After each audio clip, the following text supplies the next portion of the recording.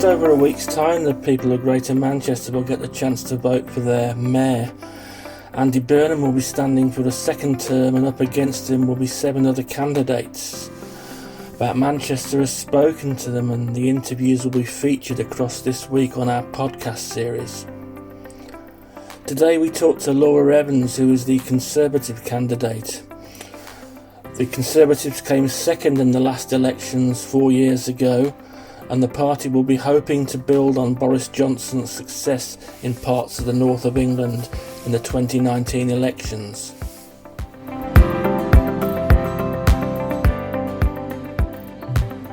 Hello Laura, can you hear me? Yeah, I can. How are you? I'm very well, thank you. Yourself? Yes, I'm good. Thank you very much. Having a lovely... I've just hung out the washing for the first time outside.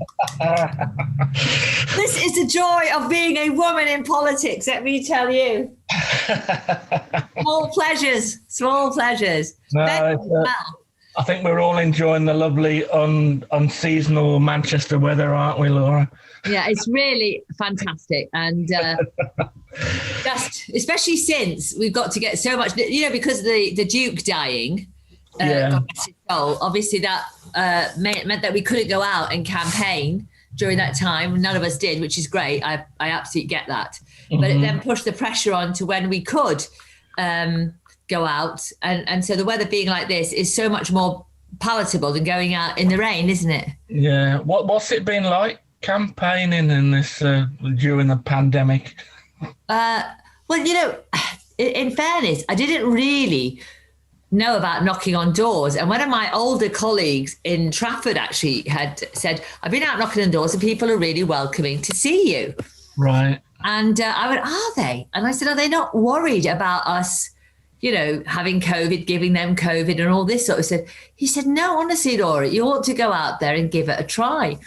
And this was like the second day after we'd been told we could go and, knock.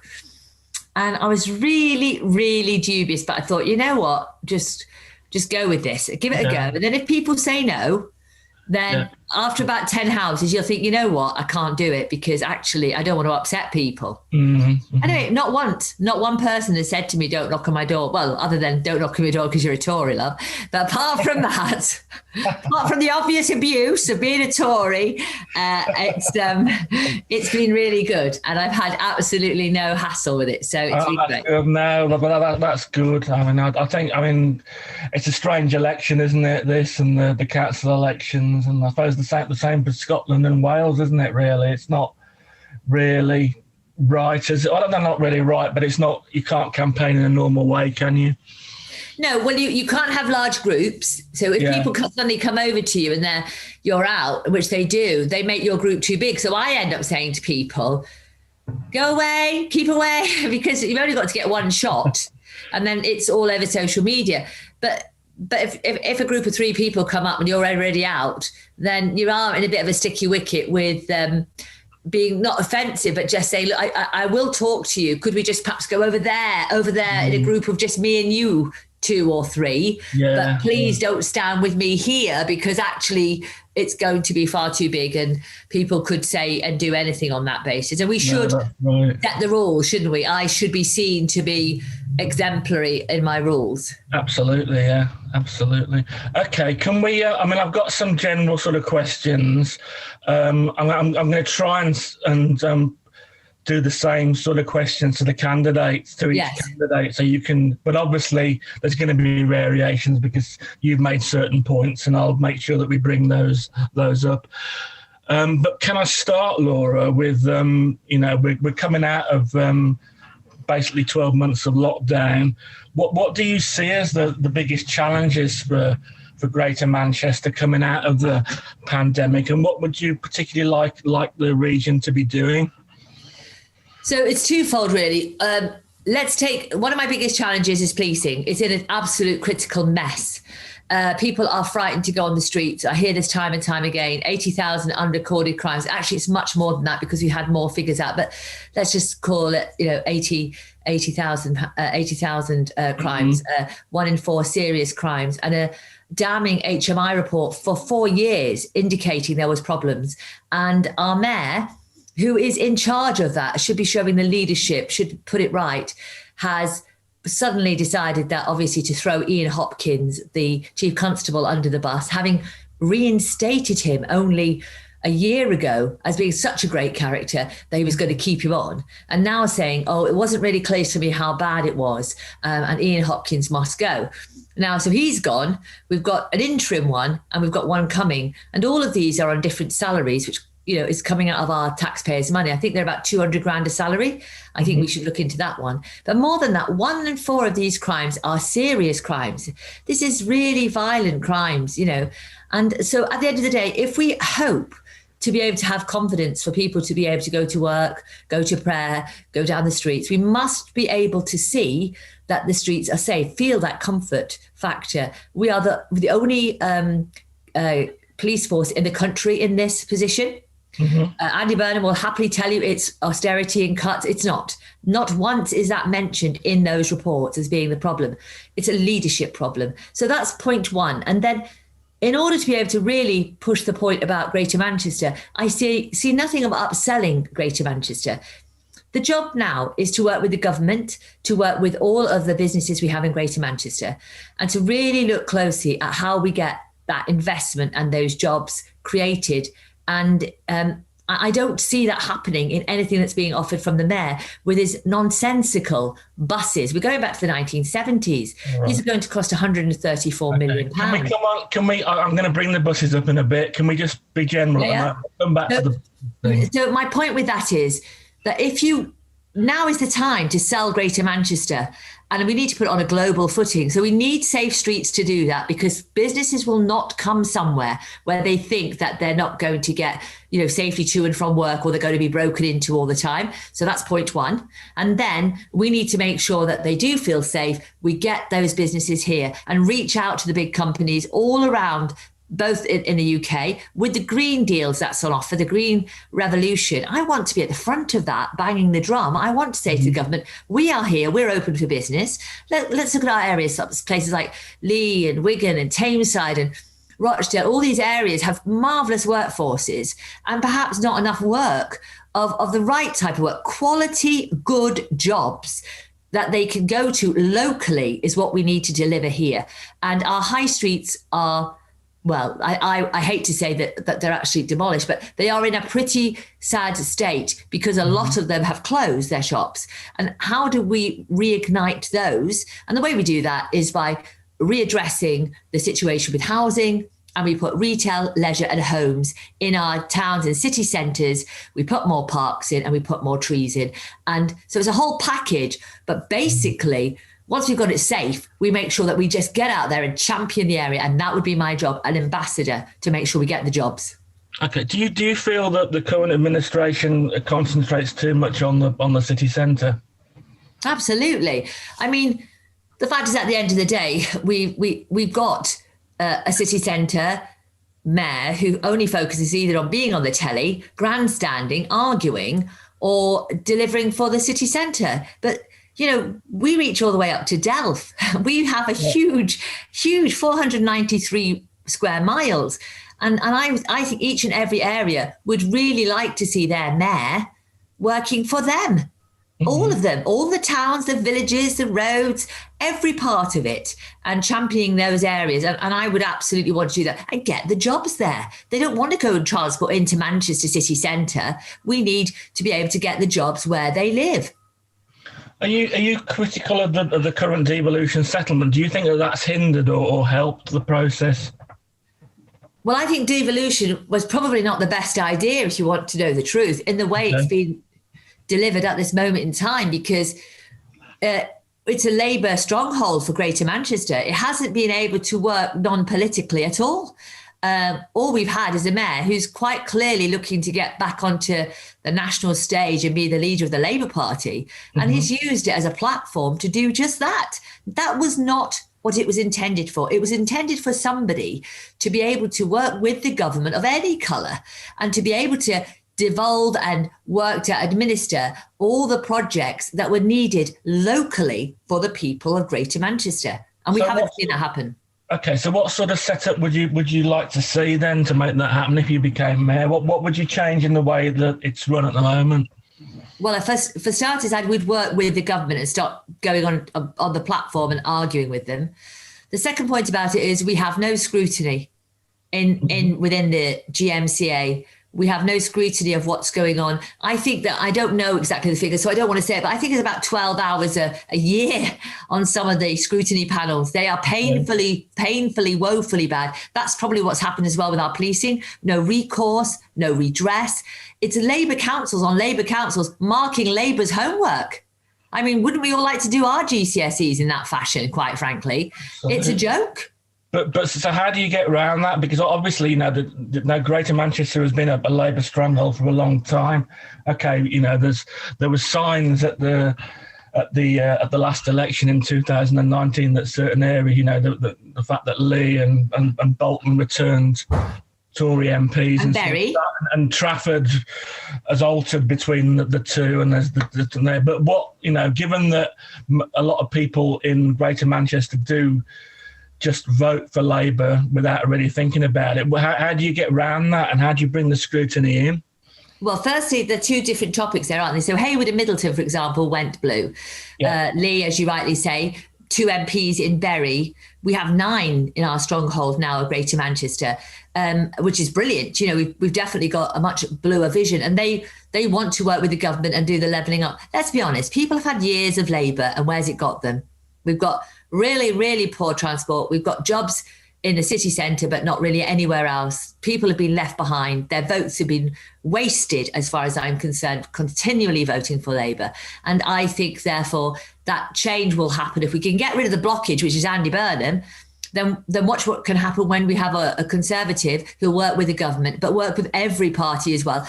On the next part, which is the more critical point, is how do you do it? The way you do it is you have real scrutiny. I tried to say that before. Now, in London, they have a shadow assembly. Yeah. Whether you could do as much as that, I don't know. Certainly wouldn't mind having a go. But proper scrutiny. The reason our police force got in such a mess is it wasn't scrutinised. And everything that is being done isn't being... Look at the state of Liverpool Council.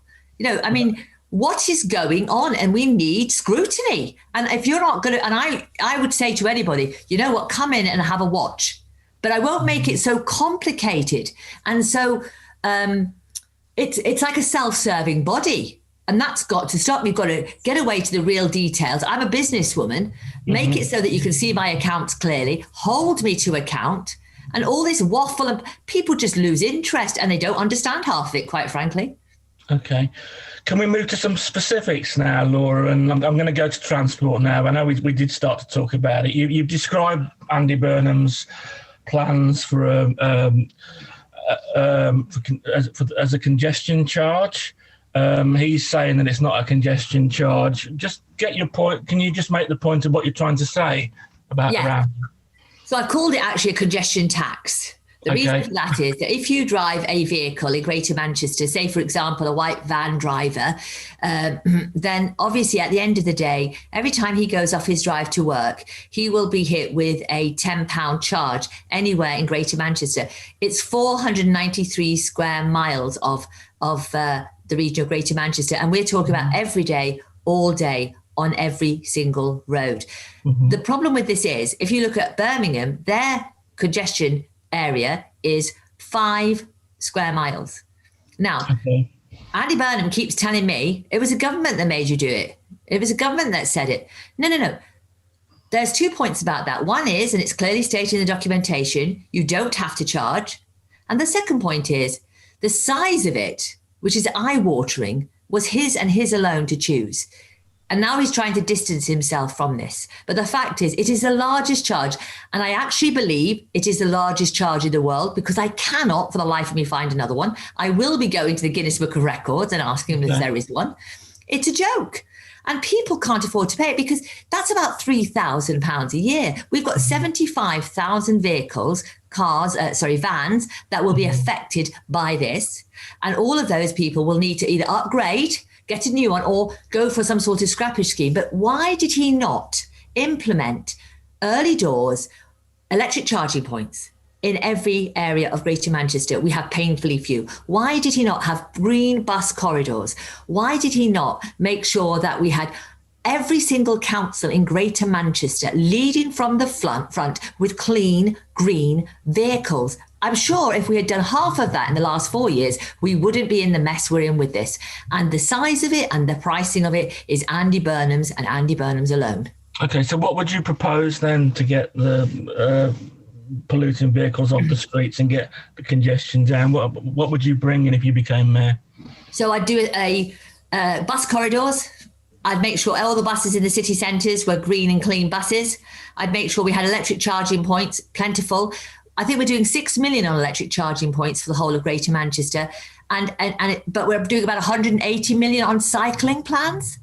Right. I mean, that's just ridiculous, because at the end of the day, we do realise that most people don't cycle everywhere. We'd like to cycle everywhere. But the fact is we can't get to that new place without going through the differences that we have to get there. And people are not going to give up those vans. How are you going to deliver all this stuff to the people in Greater Manchester? And then I would demand, as the leader of the councils, overall arching figure, to ask them, to demand from them, to say, you lead from the front. And then I would go to all the large businesses that we have in Greater Manchester, and I would say to them, come on board, let me give you a lovely green badge, flag, whatever you want to call it, to be part of my group of people that are leading from the front. And we would absolutely get lists out there of the companies that have come on board, getting cleaner vehicles more quickly and swiftly. And with a whole package of narratives like that, making sure that we really work together, I don't think you'd have absolutely any need whatsoever for implementing a charge anywhere in Greater Manchester. I take it you're not a fan of having a cycling commissioner, Laura? Sorry, didn't hear that last bit. Sorry, I take it you're not a fan of having a cycling commissioner? Well, actually, I am a fan. I am. Okay. I would be very happy to have cycling, but the point is you have to have a balance. Now, it just won't work out to commit to cycling everywhere. And it has shown in the figures that when you've just pushed it upon people, they rebel. There is always a massive cycling lobby. We know that. And they're very vociferous on social media. Yeah. But actually, the realism of it is it has to be balanced. And I don't see a whopping great big 180 million on cycling and then 6 million on charging points as being anywhere near balanced. You've got to bring people on the journey. It's a carrot, not a stick. Okay. Can we move to buses now? Yes. You've been all aboard. I know you've been waiting. Obviously, Andy Burnham has promised that we'll move to the London franchise system. He's argued that privatisation of the service for the last, it's nearly 40 years, isn't it now, has seen fares rocket and fragmentation. You're saying that's not the case. Can you explain that a little bit more? Yeah, so I was at a meeting yesterday when he kind of denied all knowledge that I wanted it to carry on as the same system we've got already. I don't. So Andy Street in the West Midlands has had a superb model. It's an enhanced partnership model. We've got money available from the government, obviously, to do that. The punishingness of what Andy Burnham is doing with this is very clear. We are not getting any more bus routes on his package. What we are getting is 10 bus depots, 57 new employees, and a ticketing machine. I don't know if people really understand what he's buying with 134.5 million. Now, let's make it clear. That money is coming from the council coffers. So each council in Greater Manchester is going to have to pay for that. And that's only the start. The end game of this is uncosted. It could be as much as 298 million without even touching the sides. That's going to come from a precept that's going to go onto people's bills, in my opinion, because I can't see how else he's going to get the money to pay for this ongoing journey on the buses. And then on top of that, when you look at it objectively, there was never the incentive to work with the bus operators to make it work. And when you talk about this Transport for London, I think if I'm not mistaken, you'll be able to check yourself, hasn't it gone bankrupt virtually twice? So we're looking at a model that's not successful in London and having to be bailed out as a sort of model for Greater Manchester. Apart from that, it should not be top of the agenda. Infrastructure and buses are absolutely essential. But the fact is jobs is what must be at the top of the agenda. If we are going to get people back to work, post-COVID. That's what should be top of the agenda. Working, putting us back as a global village, sorting out the policing issues. Infrastructure is vital, but we must have those people back in work and let them know that they have jobs to go to. So if you became mayor, you'd put the bus issue right down the list of priorities? No. I'd go for the enhanced partnership model from day one, and it wouldn't cost a penny of anybody's money. I'd push it forward, absolutely. But it would not be the first piece on my manifesto pledge.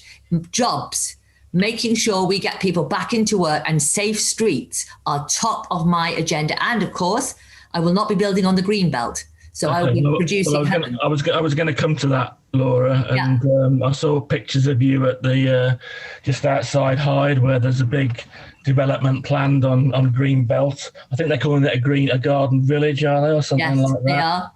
They are. What's your solution then to building affordable housing for Greater Manchester?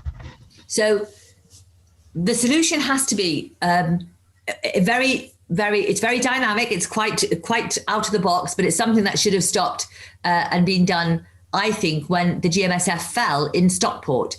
I think that we should be looking at our towns and city centres as they are today. Within that are massive amounts of brownfield sites. We've never had a full register of the brownfield sites. Mm-hmm.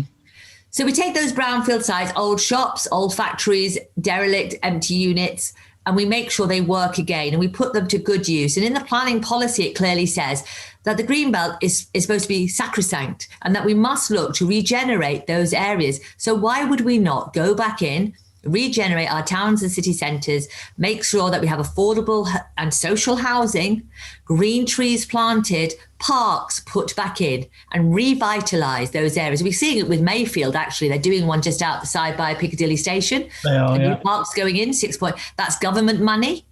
Absolutely. Brownfield site, public and private working together. Fabulous opportunity. We can do this everywhere. And I went to some houses recently in Bolton, and that was at a brownfield site. I mean, they were really quite fancy houses. I mean, they were lovely. But the fact is, at the end of the day, there should be a whole plethora of houses. I mean, a lot of the houses planned for the Greenbelt are 4-bedroom detached. That is not what we need. My son needs a house, and, he's not looking at a 4-bedroom detached on that kind of budget. So affordable homes in the right places where the infrastructure already is, using the brownfield sites we already have, and you will not be able to touch the Greenbelt. Okay. Do you believe that the brownfield sites will create enough room for the amount of affordable housing that we need? Well, the Greater Manchester Greenbelt also think that's the case as well. From their investigations, they've been pretty thorough, and from my investigations. But what we've got here is no intention of using the post-COVID situation that we have. When Stockport Conservatives pulled out and made it so that we didn't end up building in Stockport Greenbelt, that was the clear indication that we could redo this plan. What did we come up with? The mayor came up with, no, we're going to carry on. We're going to give it a different name. Yeah. Places for everyone. Ask him why he changed the name, just because it's more cozy or sounds more attractive. It's the same plan, just with a different coat on. Okay. What qualities do you feel that you can bring to the job as Greater Manchester's mayor? Okay, so I don't know if you know this about me. I was born with very hard hearing and a speech impediment. So life was not always easy. I also used to be quite a lot larger than I am today. I've lost quite a lot of weight. So I also have always had my own business. So I just want to get rid of that myth about what kind of person one is or isn't. I've had the battles of life that many people have had, especially having your own business. It's always been quite tough, especially during COVID. So that kind of eye of being on the ball at the front of what really goes on in the streets. As a councillor, I brought the Manchester Marathon to Greater Manchester. The man came up to me with an idea and said, Laura, I've got this idea. And I said, why on earth would anyone come to run a Manchester Marathon with our weather? And he said, it's flat. We'll be flat here. And I went, right. And he said, that will give them good times. Now, 30,000 runners are set to come to that. It's been bought by the Tour de France. It's a huge marathon. I was one of the instigators with the Altrincham High Street regeneration, Best British High Street. I was part of that package, not the front of the line. In fact, that was a guy called Matthew College, but very much on the journey with doing a lot of the work around that. So that shows what you can develop a town into, what you can invest in. So all those experiences really, really count. I've also been at the front of policing awards and helping our council when I was a councillor work alongside the police with regards to making sure people had time off work and were encouraged to become PCSOs. That was very successful. So I've got a broad spectrum of experience, but the biggest experience I've got of all is the fact that I'm on the front of real business. I know how hard it is. And I also understand the process of that. So I think that kind of, I'm not a career politician. Mm-hmm. That is all our present mayor has been. I didn't go to Cambridge like he did. I went to Salford Tech. Mm-hmm. So I kind of very hands-on with what's going on. I'm the heartbeat and understand Greater Manchester. Okay.